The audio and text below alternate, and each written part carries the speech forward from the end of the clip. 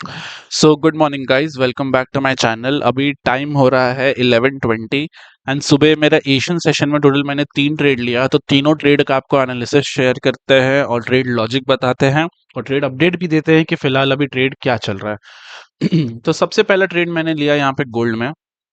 सो अगर आप गोल्ड में देखेंगे, कहीं ना कहीं आपको पता था कि गोल्ड कहीं ना कहीं एक छोटा सा रेंज में अभी फॉर्म कर रहा है और यहाँ पे कहीं ना कहीं अपसाइड ब्रेकडाउन या डाउन साइड ब्रेकडाउन देने का बहुत हाई चांस है, राइट।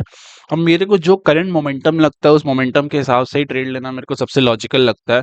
तो इफ यूल सी गोल्ड यहाँ पे सुबह यहाँ पे इतना बड़ा गैप खुला, उसके बाद 3:30 में गोल्ड खुला तो सही, बट यू कैन सी यहाँ पे एक मोमेंटम दी अपसाइड। तो this was my break zone, कहीं ना कहीं ब्रेक जोन होने के बाद यहाँ पे डाउन साइड में this was my break for zone for down side. Okay, so obviously against the trend जाके थोड़ा सा रिस्की ट्रेड था, but I prefer to take it because कोई बात नहीं, जो मेरे को ट्रेड दिखेगा वो लेना है इररिस्पेक्टिव ये सोच के कि लॉस होगा कि प्रॉफिट। तो जैसे ये वाला बुलिश कैंडल बना, यहाँ मैंने हाफ क्वांटिटी एंटर कर दिया था बिकॉज कहीं ना कहीं I was biased towards the bullish side. Finally ये वाला जो कैंडल है बुलिश कैंडल, जब ये बना तो इसमें हाफ और क्वांटिटी पंच किए। तो हाफ क्वांटिटी यहाँ पंच किए और हाफ क्वांटिटी यहाँ पंच किए। तो मेरा एवरेज आया अराउंड 77.6 के आसपास एंड मेरा स्टॉप लॉस था इसी कैंडल के लो में। मेरा स्टॉप लॉस था इसी कैंडल के लो में। तो अराउंड 4 पिप्स का स्टॉप लॉस डाले और यहाँ पे 8 पिप्स का टारगेट डाल दिया एंड यू कैन सी बस एक स्पाइक में मेरा यहाँ पे टारगेट आ गया था। बस लकी यहाँ टारगेट आ गया। टारगेट नहीं भी आता तो स्टॉप लॉस मेरा कॉस्ट में पहुंच चुका था बिकॉज 1:1 पहुंचने के बाद हम स्टॉप लॉस कॉस्ट कर देते हैं और यहाँ से फिर हमें कुछ प्रॉफिट नहीं हो पाता। तो यू कैन सी मैंने एक्सेल में अपडेट किया, फर्स्ट ट्रेड गोल्ड में मेरे यहाँ पे $1000 का प्रॉफिट हुआ। मेरा स्टैंडर्ड रिस्क और स्टैंडर्ड रिवॉर्ड रहता है, आई have told you before also कि हम रिस्क भी एक ही लेते हैं और रिवॉर्ड भी उतना ही रखते हैं। हाँ, जैसे जैसे मेरा प्रॉफिट बढ़ता है या मेरा प्रॉफिट आना चालू हो जाता है, हम अपना रिस्क कम कर देते हैं उस ट्रेड में कि हम रिस्कलेस ट्रेड बना देते हैं, बट हाँ हम कभी प्रॉफिट बढ़ाते नहीं है। सेकेंड ट्रेड मेरा गया यहाँ पे एयूडी में, सॉरी एनजेडी में। ओके, तो एनजेडी अगर आप ध्यान से देखेंगे तो एनजेडी एक सेलिंग ट्रेंड में चल रहा है। सेलिंग ट्रेंड में चलने के बाद कल हमने यहाँ पे एक शॉर्ट का प्लान किया था एनजेडी में, इस पर्टिकुलर ब्रेक पे। तो शॉर्ट करने के बाद हमें कहीं ना कहीं मार्केट ने प्रॉफिट दिखाया, ऐसा नहीं कि प्रॉफिट नहीं दिखाया, 1:1 दिखाया है। मैंने अपना स्टॉप लॉस यहाँ पे कॉस्ट पे कर दिया और उसके बाद यहाँ से मार्केट रिवर्स कर गया और हमारा कॉस्ट में एग्जिट हो गया। इट्स गुड, हमने यहाँ पे कॉस्ट में निकाल दिया, वरना जाते तो यहाँ मेरा एसएल था और वो एसएल भी हिट करते जाता। तो it's very important to start trailing your profits, क्योंकि अगर आप अपना कैपिटल बचा के नहीं रखोगे ना तो कैपिटल तो मार्केट ले लेगा।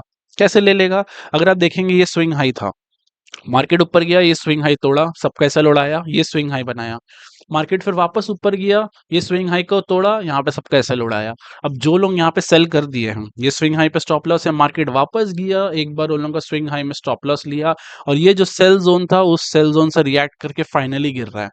तो अगर आप देखेंगे आपका व्यू करेक्ट था, आप सोच रहे थे मार्केट गिरेगा, market is bearish, but market एक बार आउट किया, 2 बार आउट किया, 3 बार, 4 बार, 4 एसएल लेने के बाद फाइनली यहाँ प्रॉफिट दिया और इतना बड़ा प्रॉफिट दे रहा है। तो दैट इज द थिंग कि आपको टॉप नहीं पकड़ना है यार। मैंने यहाँ पे एक बार मेरा एसएल गया, हम समझ गए यहाँ टॉप पकड़ के कोई फायदा नहीं है ना, मार्केट को मोमेंटम करना है तो कहीं भी बीच से पकड़ लेंगे ना यार, जरूरी तो है ना एकदम टॉप से पकड़े।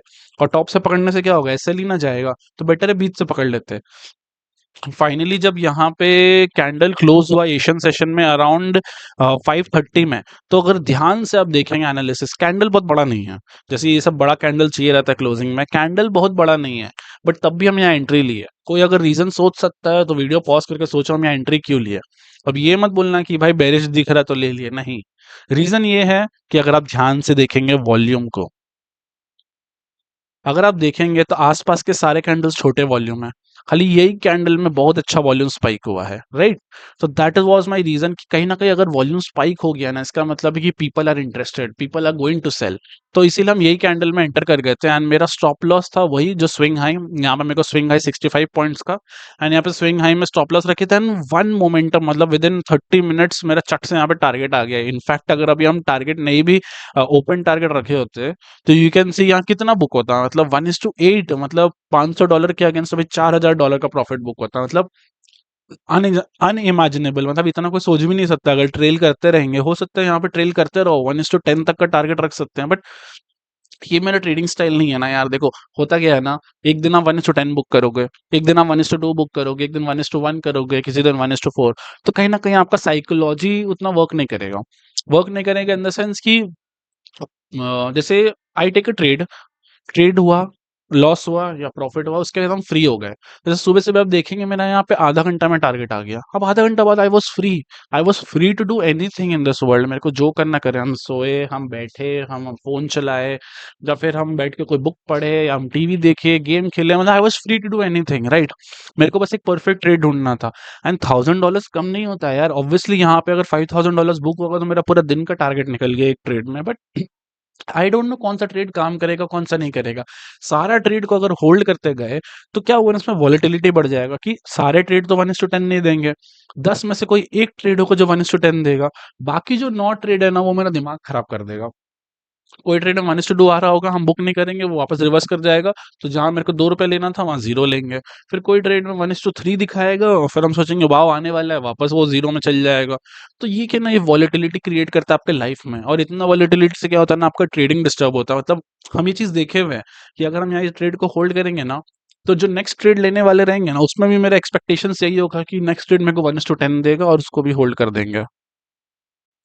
ओके गाइस, तो एज़ आई वाज़ सेइंग, मेरे को इतना वोलेटिलिटी पसंद नहीं है, और इससे क्या है ना, आपका हर ट्रेड में एक्सपेक्टेशंस हो जाता है कि मेरे को इतना बड़ा प्रॉफिट मिलेगा, और जो प्रॉफिटेबल ट्रेड है उसको भी आप लॉस में कन्वर्ट करते हो। तो that is why I prefer कि इतना बड़ा टारगेट मत लो, फ्री हो जाओ, 1:2 लो and just enjoy the day after that. उसके बाद मार्केट वापस पुल बैक देगा, फिर ट्रेड ले लेना। जैसे मार्केट अभी यहाँ पे ट्रेड ले लिया, मेरा एशियन सेशन खत्म हो गया था, बट अगर ये नॉर्मल डे रहता, यहाँ पे मार्केट ये रहा, मार्केट यहाँ पुल बैक दिया, इस पुल बैक में हम यहाँ पे चेंज ऑफ कैरेक्टर मिल जाता मेरे को, यहाँ पे यहाँ एसएल डालते, ये चेंज ऑफ कैरेक्टर में एंट्री लेते, वापस 1:2 बनाते।